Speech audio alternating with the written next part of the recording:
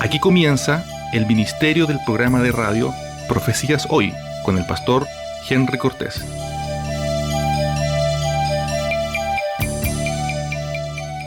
Saludos estimados amigos auditores. Aquí comienza una nueva edición del programa de Radio Profecías Hoy. Les recordamos que estamos cumpliendo nuestro ministerio de anunciar el pronto retorno de nuestro Señor Jesucristo. No hay duda, Iglesia del Señor, nuestro Redentor Cristo vuelve muy pronto. Ahora bien, en la apertura de nuestro programa quisiéramos reflexionar en todo lo que tiene que ver con estas noticias de ovnis y señales extrañas en los cielos. Por esto decimos que el fenómeno ovni no es prueba de la existencia de extraterrestres, sino evidencia de un engaño espiritual mayor. En este sentido, muchos cristianos han notado el reciente aumento de noticias proveniente de audiencias gubernamentales norteamericanas, grabaciones militares y debates en línea sobre ovnis, fenómenos aéreos no identificados y extraterrestres. Por esto es comprensible que algunos creyentes estén prestando atención, especialmente aquellos que sostienen una visión bíblica del arrebatamiento de la Iglesia y el regreso de Cristo.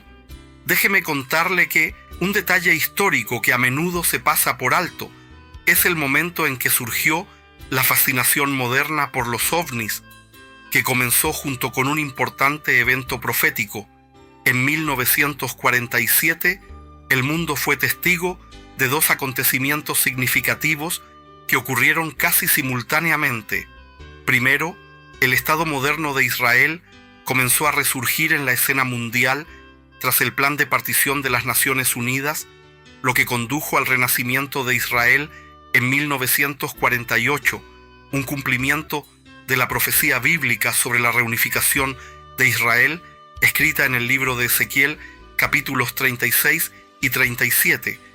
Pero también, casi al mismo tiempo, tuvo lugar el famoso incidente de Roswell en Nuevo México, Estados Unidos, que contribuyó al surgimiento de la cultura ovni moderna. Allí se decía que había caído un platillo volador. Incluso hasta películas se han hecho.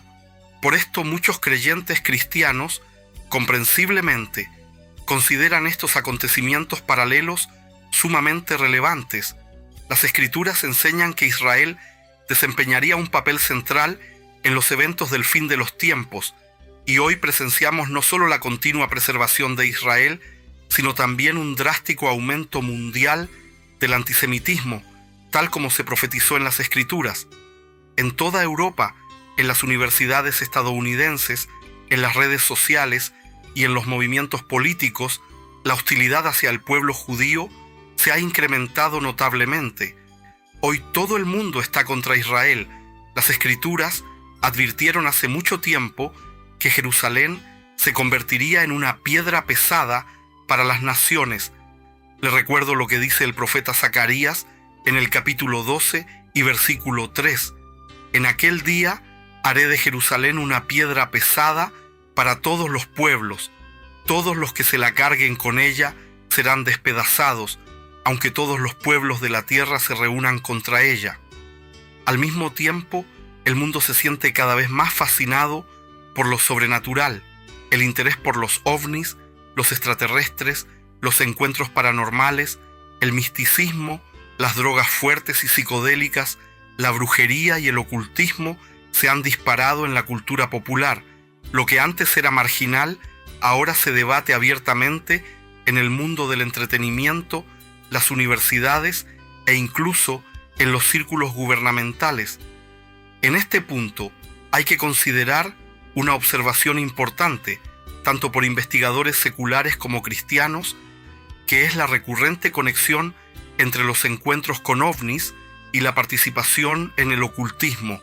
Muchos investigadores han señalado que quienes están profundamente involucrados en el espiritismo, la canalización, las prácticas ocultistas y la experimentación paranormal son quienes con frecuencia reportan experiencias relacionadas con ovnis.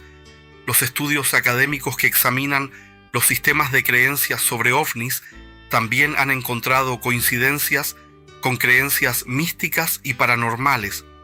También no hay que olvidar que muchos investigadores de ovnis no cristianos han reconocido que muchos encuentros parecen más espirituales que científicos.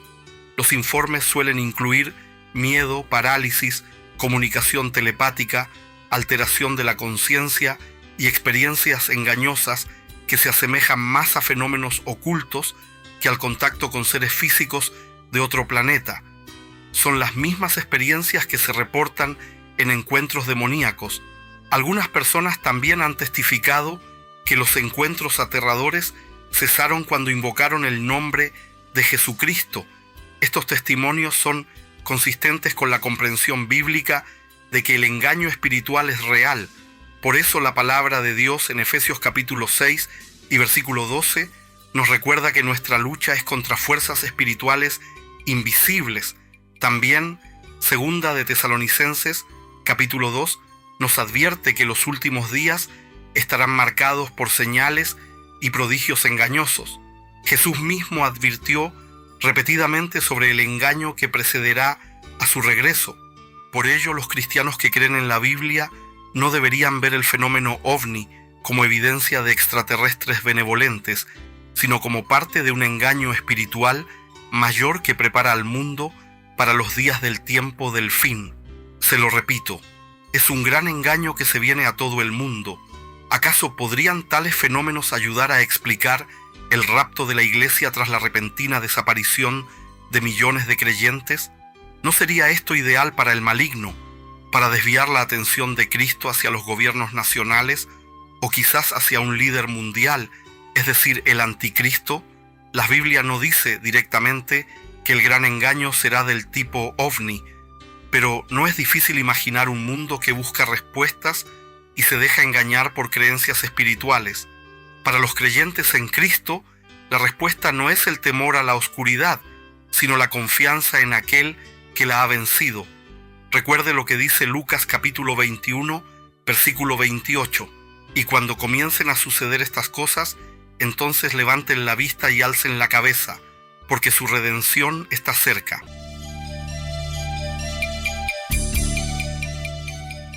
Estimados amigos de nuestra audiencia nacional e internacional, queremos dejarles saber que este programa también está siendo transmitido directamente a través de las redes sociales, particularmente hoy en la plataforma de YouTube. Si usted quiere poder escucharnos directamente allí ante cualquier eventualidad, usted puede ir a nuestro sitio de internet www.profeciashoy.cl y podrá hacer clic allí donde aparece la información de la transmisión de nuestro programa en vivo. Así que recuerde, puede escucharnos también en directo, para lo cual visite nuestro sitio www.profeciashoy.cl.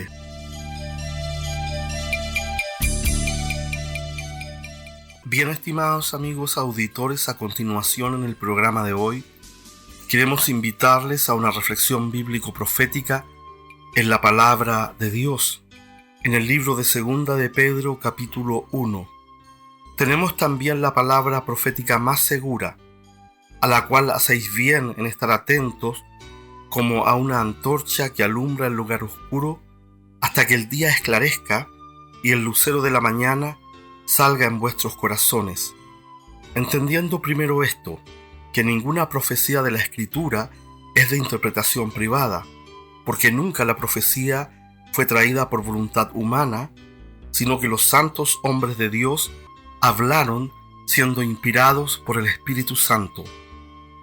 Sin lugar a dudas, estimados amigos, este es un pasaje tremendo de la palabra del Señor, porque Dios nos está diciendo aquí por la pluma inspirada del apóstol Pedro que tenemos la palabra profética más segura. Dios nos ha dado la Santa Biblia, nos ha dejado la información profética, nos ha enseñado cómo vivir, nos ha hablado del proceso redentivo en Cristo Jesús, nos ha mostrado que sin el Señor Jesucristo no hay salvación, nos ha llamado la palabra de Dios al arrepentimiento y por lo tanto tenemos la palabra profética segura. Por lo tanto debemos, como dice Pedro, estar atentos a esta palabra como una antorcha que alumbra en un lugar oscuro, como una luz que alumbra en un lugar de oscuridad. Y dice, hasta que el día esclarezca y el lucero de la mañana salga en vuestros corazones. Es decir, hasta que se revele todo lo que Dios tiene preparado, incluyendo la segunda venida del Señor Jesucristo. Y luego, en el versículo siguiente, Pedro agrega lo siguiente, en el versículo 20.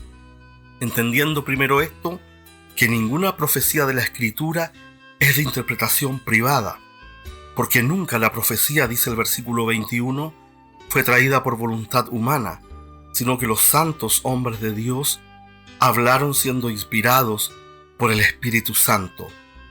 Dios, estimados amigos auditores, nos ha dejado la palabra profética, nos ha dejado información espiritual para que aprendamos a vivir, nos ha mostrado los grandes misterios de su reino, las grandes verdades eternas que tenemos que asumir y tomar para nuestras vidas. Pero hay una advertencia. Dice el versículo 20 que debemos entender que ninguna profecía de la Escritura es de interpretación privada. Es decir, yo no puedo acercarme a la palabra de Dios a interpretar como a mí se me ocurre y como yo creo. Lo que debo hacer es estar leyendo sistemáticamente la palabra de Dios y poner la profecía en el contexto de toda la revelación, hacer una sana interpretación, una sana exégesis a partir de las reglas de la hermenéutica, es decir, qué dice el versículo, qué dicen los versículos más cercanos, qué dice el capítulo en el cual está ese versículo, qué dice todo ese libro que estoy leyendo, porque no es lo mismo, por ejemplo, el énfasis del libro de Romanos que Pablo escribe a la iglesia en Roma, que el énfasis del libro de Hebreos que es escrito a creyentes judíos que estaban en Roma pensando abandonar la fe. En el libro de Romanos, Pablo nos habla de la justicia de Dios en Cristo Jesús para salvación, estableciendo los grandes parámetros del Evangelio.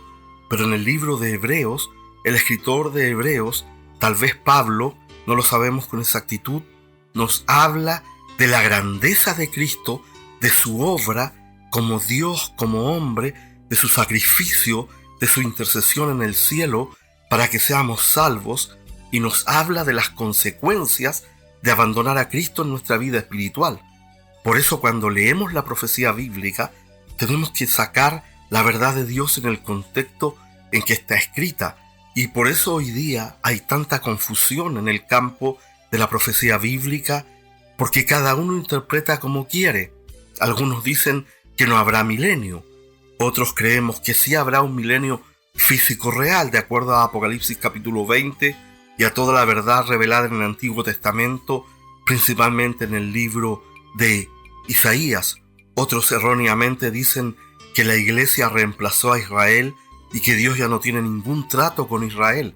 Sin embargo, eso es falso, porque Dios va a salvar a un remanente judío, tal como lo dice el capítulo 11 del libro de Romanos, uniéndolo a la iglesia global para que seamos un solo pueblo en la eternidad. Dios no ha terminado su trato con la nación de Israel. Es cierto, no todos los judíos se van a salvar, sino todos aquellos que reciban al Señor Jesucristo. Pero déjeme decir lo siguiente: Dios le va a cumplir la promesa al patriarca Abraham, promesas específicas y claras que Dios le hizo en el Antiguo Testamento. Pero la cosa suma y sigue. Algunos están diciendo que no habrá tribulación, por ejemplo, y dicen que un día el cielo se abrirá, vendrá el Señor, sacará a su iglesia y a los salvos y condenará al mundo, en una simplificación incorrecta de la verdad revelada de Dios. Por eso el apóstol dice: no pueden ustedes interpretar como a ustedes se les ocurra la profecía bíblica, porque déjeme decirle que hay muchos que alegorizan la verdad de Dios. Dicen que el anticristo no es una persona real, que es un símbolo de la maldad humana. Dicen que la marca de la bestia es solamente una idea. Algunos dicen que la marca de la bestia es solo una alegoría de esclavitud al pecado.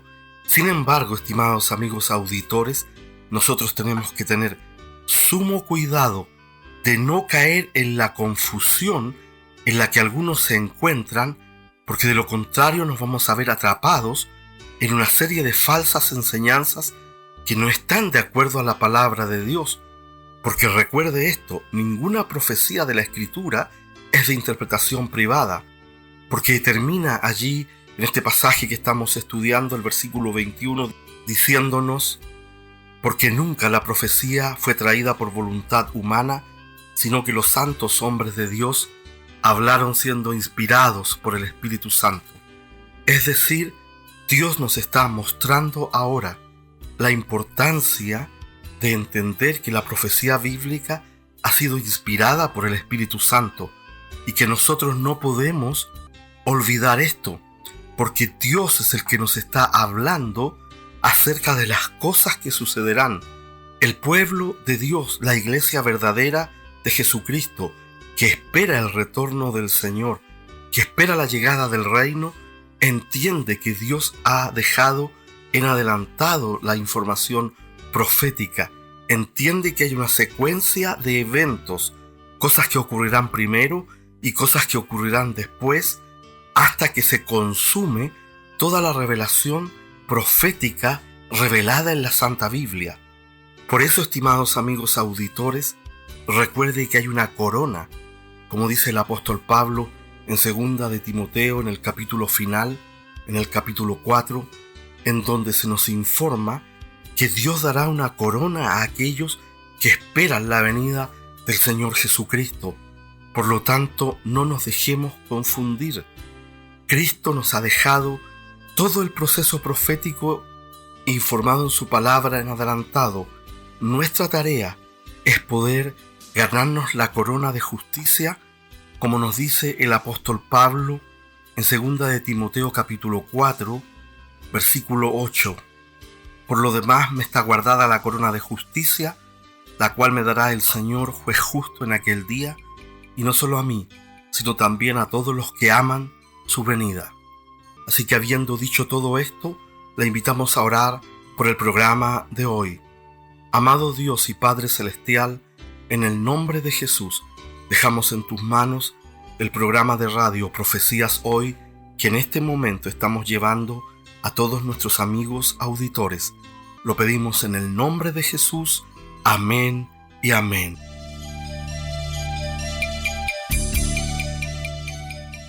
Hoy vamos a continuar nuestro estudio versículo a versículo en el importante libro cristiano del Nuevo Testamento, el libro de Hebreos. El libro de Hebreos es un libro escrito a cristianos de origen judío que eran perseguidos por el Imperio Romano y querían volver atrás de la fe cristiana, porque era más fácil ser judío que ser cristiano en esa época. Y además es un libro súper profundo porque nos habla de lo que Cristo está haciendo y nos habla, hemos terminado de estudiar el capítulo 11 de la fe, y es importante tener fe, ¿cierto? Pero fe en Cristo. Así que hemos estado aquí en el capítulo 12 del libro de Hebreos, donde hemos visto ya en el versículo 1 esta nube de testigos que eran los héroes de la fe del capítulo anterior. Dios nos ha llamado a dejar todo peso y todo pecado, nos ha llamado a correr la carrera cristiana, a mirar a Jesús, el autor y consumador de la fe, que Él fue a la cruz por nosotros, sufriendo el castigo de nuestros pecados. Y Él fue perseguido, dice el versículo 3, considerar a aquel que sufrió tal contradicción de pecadores contra sí mismo, para que vuestro ánimo no se canse hasta desmayar. Porque decíamos que vamos a tener problemas en esta vida, ¿no? Decíamos que vamos a enfrentar dificultades. Y fíjese, ahora vamos a avanzar, vamos a leer el 3, que ya lo habíamos leído, pero vamos a avanzar desde el 3 en adelante. Hebreos capítulo 12, versículo 3 en adelante. Considerad a aquel que sufrió tal contradicción de pecadores contra sí mismo, está hablando de Cristo, que es lo que venía diciendo antes, para que vuestro ánimo no se canse hasta desmayar. Porque aún no habéis resistido hasta la sangre combatiendo contra el pecado. Y ahora hace un giro y dice: y habéis ya olvidado la exhortación que como a hijos se os dirige diciendo: Hijo mío, no menosprecies la disciplina del Señor, ni desmayes cuando eres reprendido por Él, porque el Señor al que ama, disciplina, y azota a todo el que recibe por hijo. Si soportáis la disciplina, Dios os trata como a hijos, porque ¿qué hijo es aquel a quien el Padre no disciplina? Pero si se os deja sin disciplina de la cual todos han sido participantes, entonces sois bastardos o hijos ilegítimos y no hijos. Tremendo, ¿no? Vamos a orar. Padre de la gloria, en el nombre de Jesús, te pido, Señor, que tú nos enseñes tu palabra este día y nos ayudes a entender, Dios. En el nombre de Jesús, enséñanos hoy, Padre Celestial, para crecer en ti. En el nombre de Jesús, amén. Una de las cosas ciertas de esta vida, le guste a usted o no, es que en esta vida hay problemas. Pero Dios nos permitió venir porque Él tiene un plan. Y tú estás aquí porque Dios te ama y Él tiene un plan para ti. Dios no quiere que te condenes en la eternidad. Por eso Él te da la oportunidad. Mientras estamos vivos, hay la esperanza de conocer a Cristo y ser salvos. Entonces, el pasaje que estamos estudiando aquí en el libro de Hebreos nos está diciendo que no hemos resistido, versículo 4, hasta la sangre, combatiendo contra el pecado. En esa época, el Imperio Romano los mandaba a matar. Eran alimentos de leones. Eran llevados como esclavos. Sus vidas no valían nada. Dice la historia que Nerón pescó a los cristianos y los empaló, hermanos. Les echó, digamos, algún tipo de alquitrán o aceite y vivos los prendió como antorchas humanas para iluminar sus fiestas. Así era de brutal la situación. Entonces, nos está diciendo la palabra de Dios que ninguno de nosotros ha pagado con su vida, con su sangre, el ser cristiano. Es cierto que usted tiene problemas. Es cierto que yo tengo dificultades y luchas. Pero todavía en este país usted puede profesar la fe que usted quiera. Menos mal que todavía quedan algunas leyes que detienen la maldad. Porque si no, a nosotros nos estarían persiguiendo y matando por ser cristianos. Es algo que va a ocurrir seguramente más adelante mientras el mundo se prepara para la venida del Señor Jesucristo. Así que nosotros tenemos que dar gracias a Dios que hemos recibido la verdad del Evangelio en Cristo Jesús, que podemos clamar al Señor Jesús libremente y que no nos están persiguiendo, no hemos resistido hasta la sangre. Entonces, ahí termina como una primera idea. La idea principal de estos primeros 4 versículos es que tenemos una nube de testigos y Jesús nos llama a correr la carrera sin peso y sin pecado. Y Él nos dice, como ustedes tienen problemas, es cierto, tienen problemas, te cuesta vivir. Pero ojo, Cristo siendo el Hijo de Dios, el hombre perfecto, el Salvador del mundo, vino a este mundo. ¿Y qué no le hicieron? Y Él dijo, si a mí me tratan como me tratan, imagínense lo que le van a hacer a ustedes. Si con el árbol verde hacen todo esto, ¿qué harán con las ramas secas?, dijo Jesús. Por eso necesitamos conocer la palabra de Dios para vivir en este mundo. Porque si no, usted cae en la angustia, en la depresión, usted comienza a preguntarse para qué vive, y usted comienza a sufrir en su interior, porque como estamos caídos, el pecado nos afecta, es muy fácil irse para el lado equivocado. Yo no le voy a decir a usted que ser cristiano es algo fácil, no es fácil. Es una lucha continua contra el pecado. Porque a usted no le ha pasado que de repente usted está tratando de buscar a Dios y sin de la nada le viene un mal pensamiento. A ver, levante la mano quien nunca ha tenido un mal pensamiento. Tremendo, ¿no? Entonces, hermanos, Dios nos llama a que en medio de esta vida de crisis y dificultad, nosotros corramos la carrera cristiana, pongamos nuestros ojos en Cristo Jesús y seamos fieles al Señor cada día. Usted gane cada día para el Señor. Y luego va a ganar cada semana y después cada mes. Porque luego dice lo siguiente, y es de lo que vamos a hablar hoy día. Dice, ya habéis olvidado la exhortación, ponga atención, porque aquí van a aparecer 2 conceptos muy importantes. El concepto de hijo como lo ve Dios y el concepto de Dios como padre.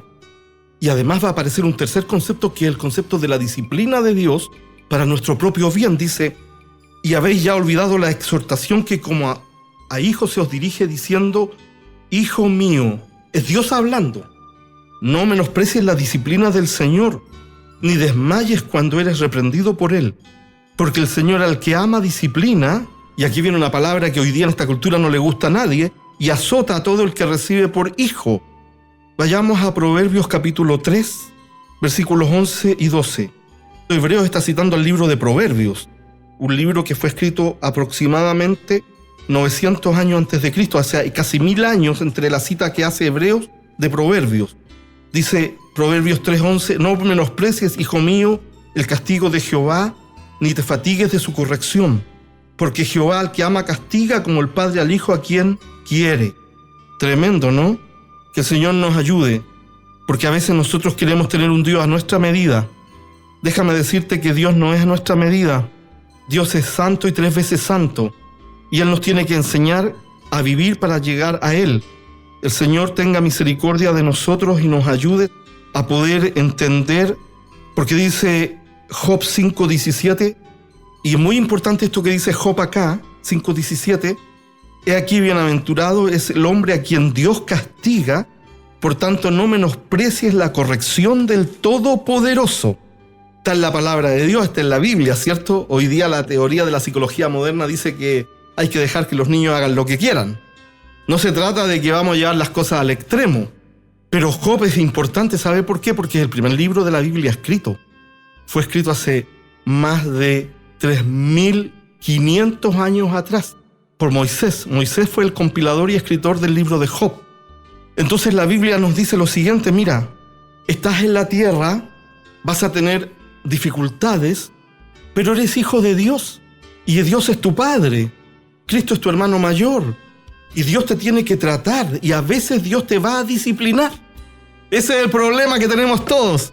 A nadie le gusta la disciplina de Dios. Es más, a nadie le gusta la disciplina en general. Los estudiantes critican al profesor, los trabajadores critican al jefe, el ciudadano critica a la policía y al Estado. Y hay hombres que levantan su mano contra Dios, que le dice yo no creo en Dios porque mira cómo está el mundo. Si Dios existiera y fuera bueno, ¿por qué se murió esa persona que era tan buena? ¿Por qué le pasa esto a los niños? Pero ese análisis es un análisis humanista limitado, porque ¿Dios es el que está haciendo armas nucleares? ¿Dios es el que está haciendo misiles intercontinentales? ¿O es el hombre? Hay cosas que pasan en el planeta por decisión humana, ¿sí o no? ¿Cuántas cosas no me pasaron a mí por mi propia decisión? ¿Y cuántas cosas no le pasaron a usted por su propia decisión? Casi todas, ¿o no? Dios es nuestro Padre, nos da libertad, pero también nos tiene que tratar para enderezarnos. Porque hermanos, miren lo que les voy a decir. No está en el ser humano caído buscar a Dios. La Biblia dice que nadie busca a Dios. En Romanos dice que todos se apartaron a una, que no hay justo ni siquiera uno. Porque si hubiera habido un solo hombre, una sola mujer justa, Cristo no viene a morir salvajemente a la cruz. Si hubiera habido uno solo bueno en la tierra, ¿para qué Dios envía a su Hijo a morir tan salvajemente? No había nadie.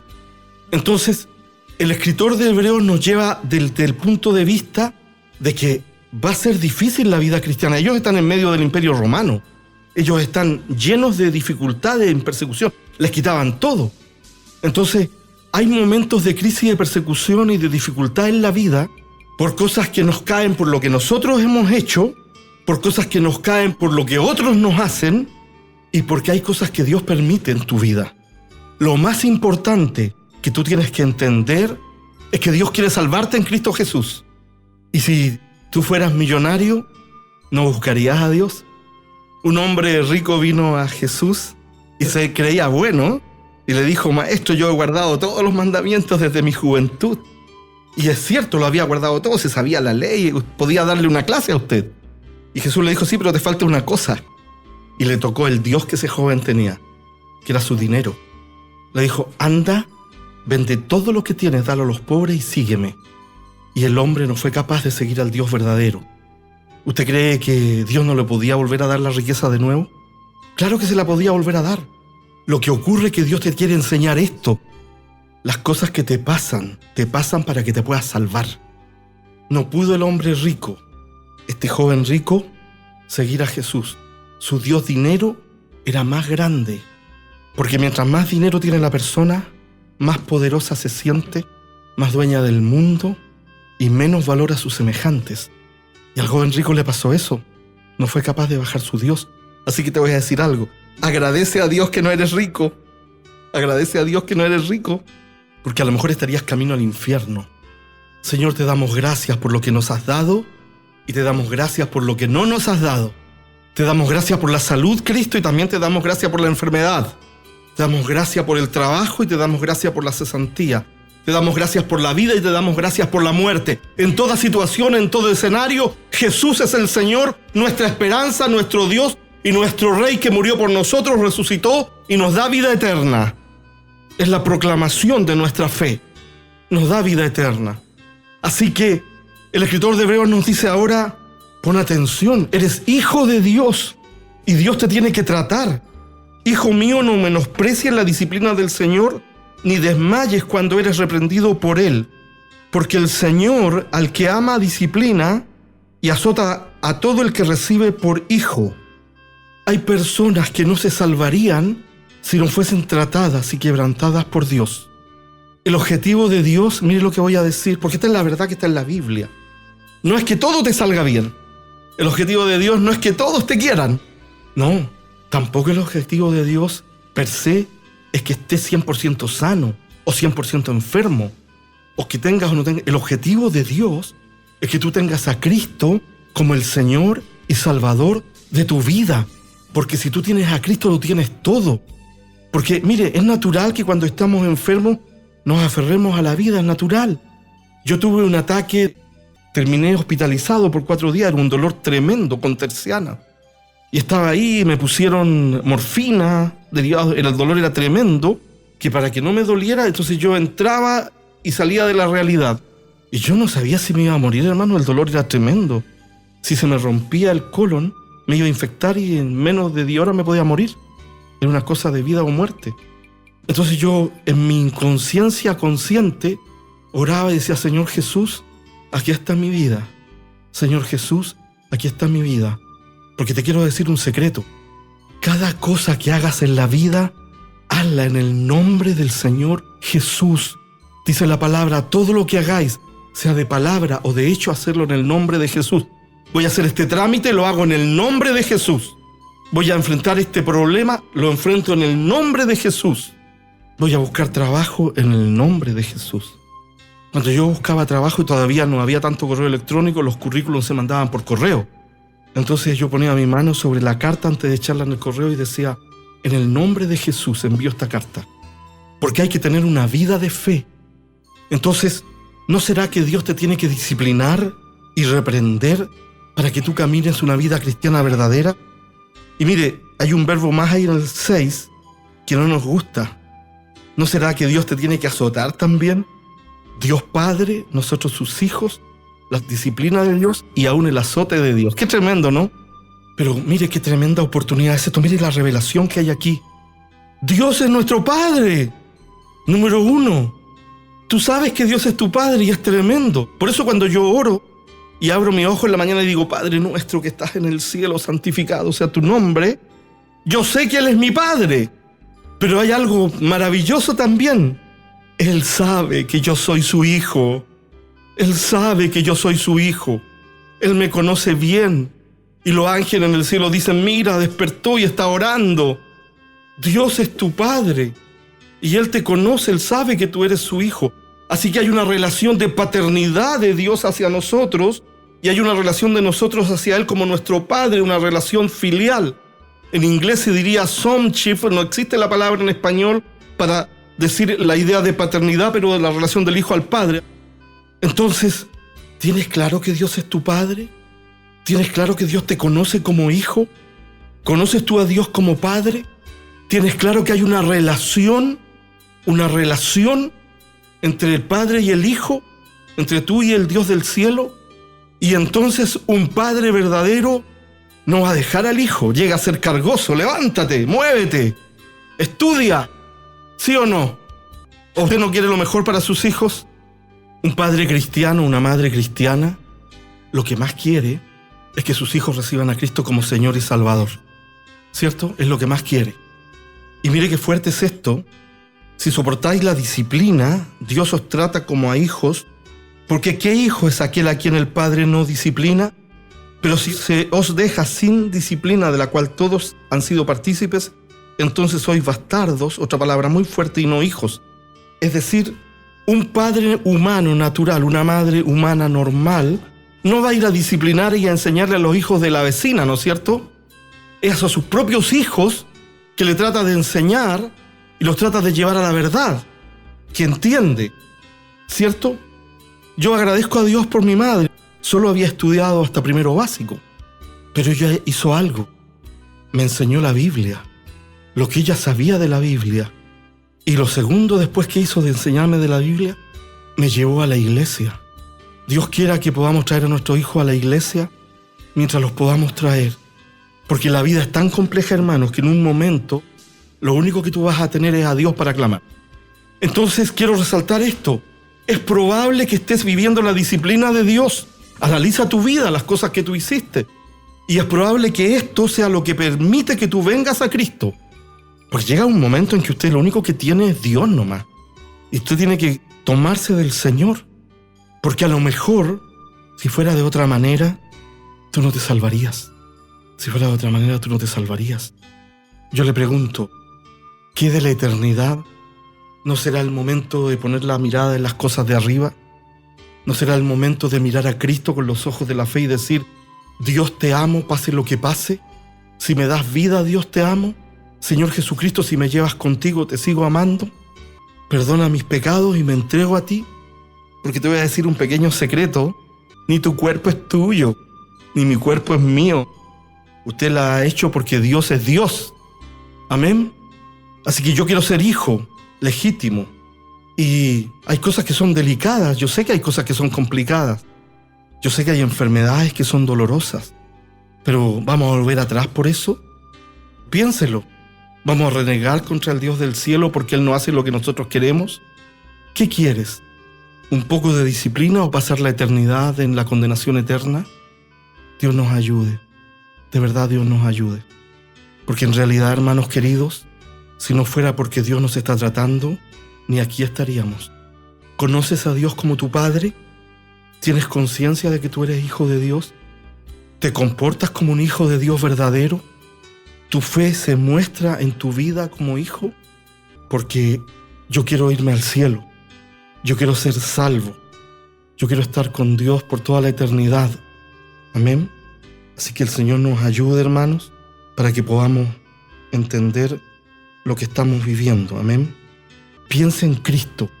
Deje que Cristo le hable, independientemente de cuál sea su situación en la vida. Esta es la palabra que el Señor tiene para nosotros hoy.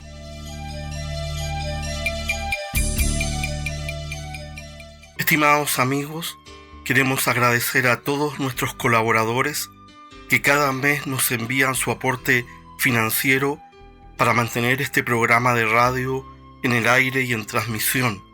Damos gracias a Dios por ellos, pedimos que el Señor les bendiga grandemente y si usted desea ayudarnos y enviar su aporte financiero, escríbanos al correo electrónico programa@profeciashoy.cl programa@profeciashoy.cl.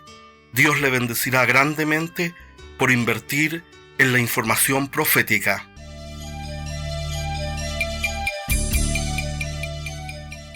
Saludos y bendiciones, queridos hermanos y amigos del programa Profecías Hoy. Soy la hermana Indri Cortés de Alvarado, les estoy hablando desde Dallas y quisiera en este día poder compartir con ustedes unos pensamientos del pasaje que se encuentra en Lucas capítulo 12, versículos 35 al 40. Lo voy a leer rápidamente. Dice así la palabra del Señor: estén ceñidos vuestros lomos y vuestras lámparas encendidas, y vosotros sed semejantes a hombres que aguardan a que su Señor regrese de las bodas, para que cuando llegue y llame, le abran enseguida. Bienaventurados aquellos siervos a los cuales su Señor cuando venga halle velando. De cierto os digo que se ceñirá y hará que se sienten a la mesa y vendrá a servirles. Y aunque venga a la segunda vigilia, y aunque venga a la tercera vigilia, si los hallare así, bienaventurados son aquellos siervos. Pero sabed esto, que si supiese el padre de familia a qué hora el ladrón había de venir, velaría ciertamente y no dejaría minar su casa. Vosotros pues también estad preparados, porque a la hora que no penséis, el Hijo del Hombre vendrá. Claramente nosotros nos damos cuenta en estas palabras del Señor Jesús, en esta parábola del Señor, que está hablando acerca de la necesidad de estar velando y siempre listos para la venida del Señor. Parte diciendo, estén ceñidos vuestros lomos. La imagen es de una persona con un traje, ¿no es cierto?, bien puesto, atado lo suficientemente. Ceñido quiere decir que lo tiene ajustado para cuando tenga que hacer movimientos, poder moverse cómodamente. Si nosotros recordamos otro pasaje en las Escrituras que hablan acerca de ceñirse, lo encontramos en Éxodo capítulo 12, versículo 11, donde se dieron las instrucciones para comer la comida de la Pascua original, la primera Pascua. Y dice así, así habéis de comerlo, ceñidos vuestros lomos, vuestros zapatos en vuestros pies y vuestro bordón en vuestra mano, y lo comeréis apresuradamente. Estas instrucciones fueron dadas para que el pueblo estuviese preparado para la salida precipitada de Egipto cuando llegase el momento. Entonces nos habla de preparación, de estar listos para algo. Aquí las instrucciones del Señor Jesús fueron dadas para preparar a los discípulos para su regreso, que tomará lugar en cualquier momento, en el momento quizás menos pensado, menos esperado.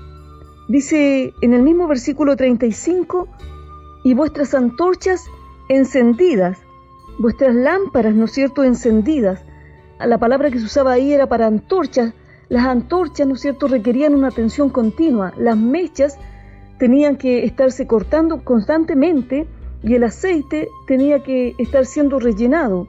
Una antorcha mal cuidada no iba a encender en el momento que se necesitaba. Y aún así, una antorcha, una lámpara bien mantenida, también llevaba tiempo para encenderse. Entonces, si no se estaba preparado, no iba a poder, la persona que necesitaba encender esa antorcha no iba a poder responder a la emergencia en el momento que lo necesitara.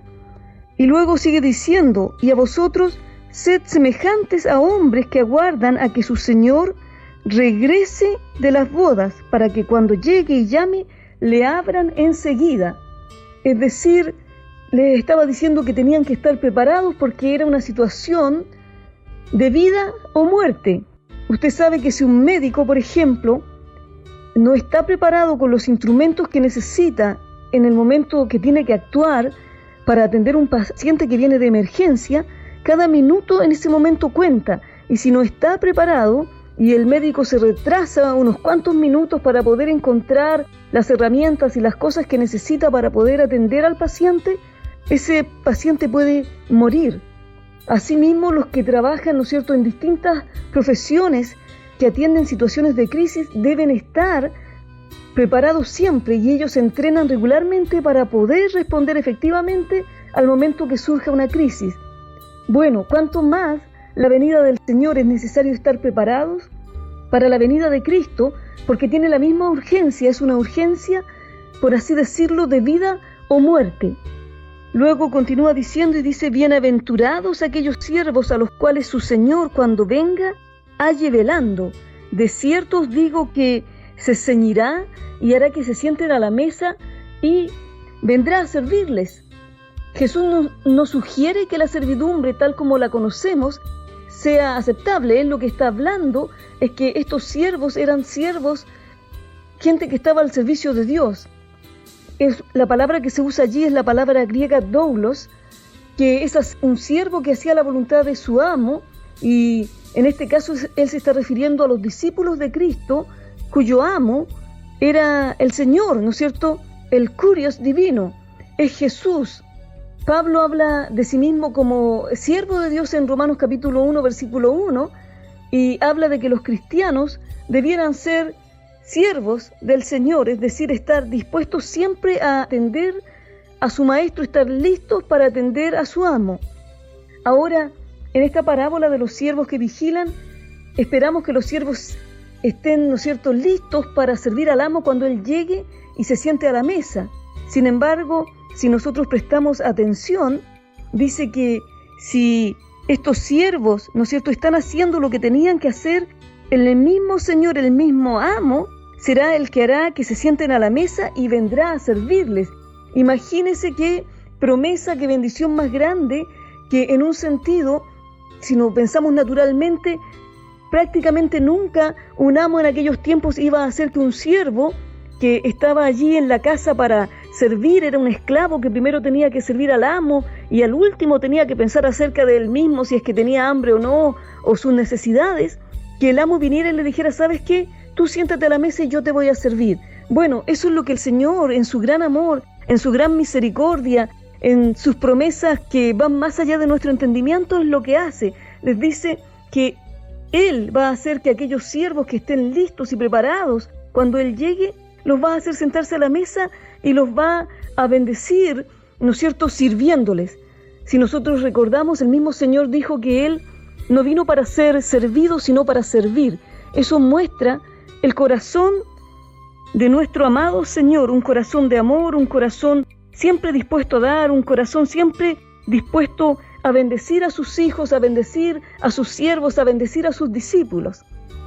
Es más, dice luego, y aunque venga a la segunda vigilia de la noche o aunque venga a la tercera, ¿no es cierto?, van a ser bienaventurados si los haya haciendo así.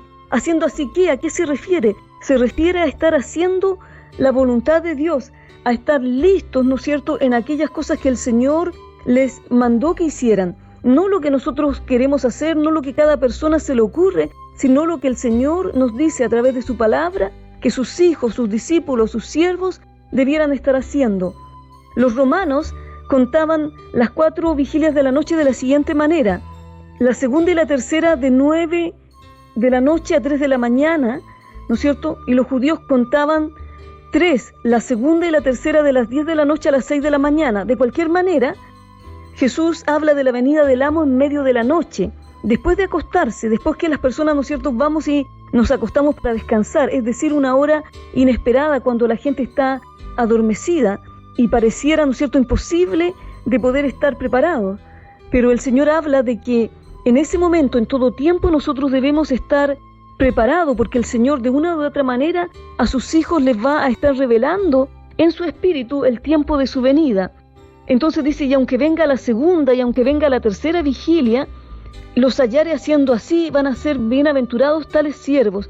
Y el Señor nos habla que aunque Él venga a la hora inesperada, sus siervos, los verdaderos siervos que aman al Señor, que aman su venida, van a estar preparados, van a estar listos para aquel momento y van a tener una bienaventuranza. Entonces nosotros no debemos olvidar la enseñanza del Señor y la exhortación que el Señor nos da a través de esta parábola, que es de vital importancia que nosotros como cristianos, como hijos del Señor, como sus siervos, estemos listos, estemos velando, atentos a todo lo que está pasando alrededor, atentos al tiempo de su venida y listos para el momento que Él regrese, de poder recibir al Señor en el aire.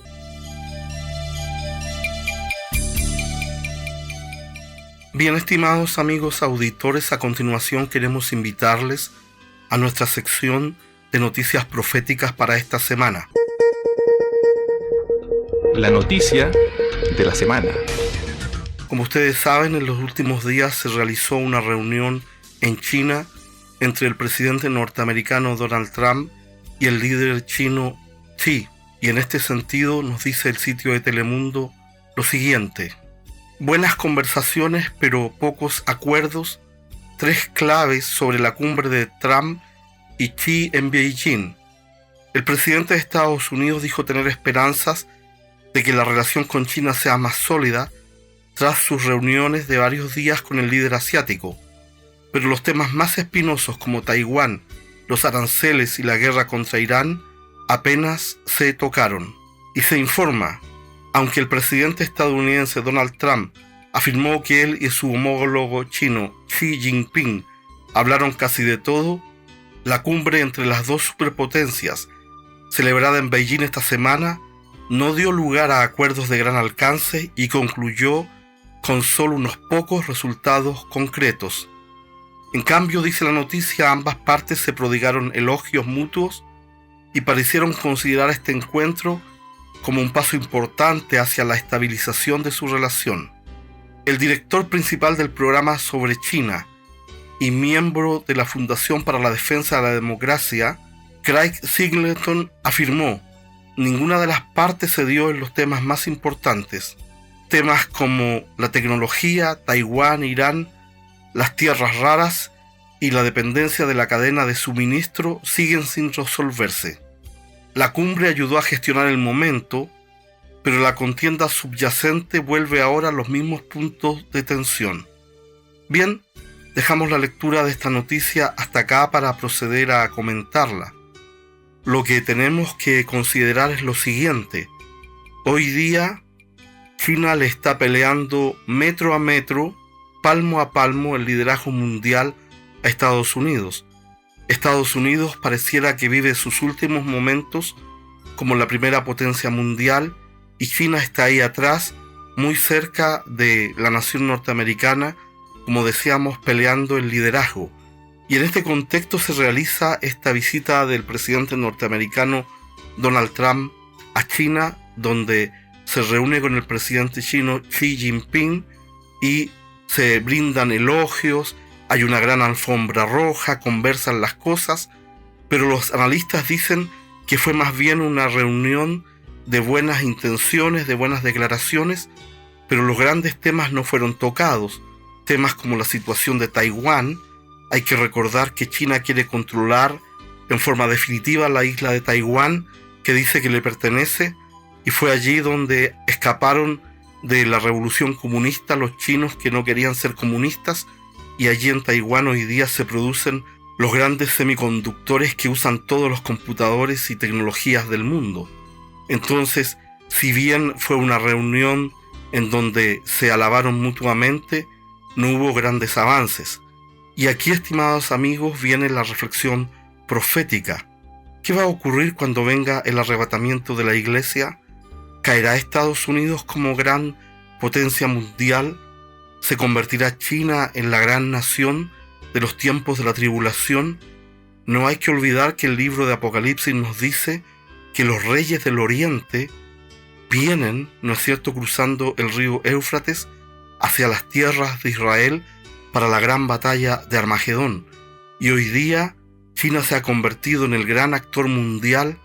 Prácticamente todo lo que usted consume y tiene en su casa en tecnología electrónica, por ejemplo, ha sido hecho en China. Si bien con patentes norteamericanas, las fábricas están hoy día en China. Muy poco o casi nada se fabrica en Estados Unidos. Entonces lo que debemos entender es que estas dos naciones, potencias, conversan entre ellas, se saludan, se respetan, se miran, pero al mismo tiempo la tensión entre ambas sigue adelante. Otros comentarios informan que una de las cosas que se conversaron en forma privada era el tema de las líneas rojas para la inteligencia artificial, dado que el presidente Trump viajó con los grandes líderes de las empresas de inteligencia artificial de Estados Unidos y seguramente estuvieron conversando acerca de qué van a permitir y qué no van a permitir por lado y lado.